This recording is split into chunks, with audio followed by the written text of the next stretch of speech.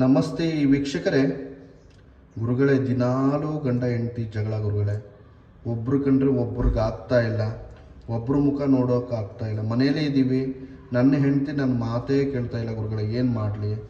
ಗಂಡ ದಿನಾಲೂ ಜಗಳ ಆಡ್ತಾನಂತ ಟೆನ್ಷನಲ್ಲಿ ಇರ್ತೀರಿ. ವೀಕ್ಷಕರೇ, ಮನೆಯಲ್ಲೇ ಇದು ಬಹಳ ಸರಳವಾಗಿ ಮಾಡುವಂಥ ಒಂದು ತಂತ್ರವನ್ನು, ಒಂದು ಪರಿಹಾರವನ್ನು ತಿಳಿಸ್ಕೊಡ್ತೇನೆ. ಏನು ಮಾಡಬೇಕು? ನಿಮ್ಮ ಗಂಡ ಹೆಂಡತಿ ಜಗಳ ಆಗ್ತಿದ್ರೆ ನೀವು ಹೇಳ್ದಂಗೆ ಅವ್ರು ಕೇಳಬೇಕು ಅಂದರೆ ಈ ತಂತ್ರ ಮಾಡಿ. ಕೆಂಪು ಬಟ್ಟೆಯಲ್ಲಿ ಬಿಳಿ ಸಾಸಿವೆಯನ್ನು ಕಟ್ಟಬೇಕು. ಕಟ್ಟಿ ಇವಾಗ ನಿಮ್ಮ ಗಂಡ ಜಗಳ ಆಡ್ತಿದ್ರೆ ಅವರು ಮಲಗುವಂಥ ದಿಂಬು ಕೆಳಗಡೆ ಇಡಬೇಕು. ಆವಾಗ ನಿಮ್ಮ ಗಂಡ ನೀವು ಹೇಳ್ದಂಗೆ ಕೇಳ್ತಾನೆ. ಅದೇ ರೀತಿಯಲ್ಲಿ ವೀಕ್ಷಕರೇ, ನಿಮ್ಮ ಹೆಂಡತಿ ಕಿರಿಕಿರಿ ಮಾಡ್ತಿದ್ದಾಳೆ, ಹೇಳಿದ ಮಾತು ಕೇಳ್ತಾ ಇಲ್ಲ ಅಂದರೆ ಅವರು ಮಲಗುವಂಥ ದಿಂಬು ಕೆಳಗಡೆ ಈ ಬಿಳಿ ಸಾಸಿವೆಯನ್ನು ಇಡಬೇಕಾಗ್ತದೆ.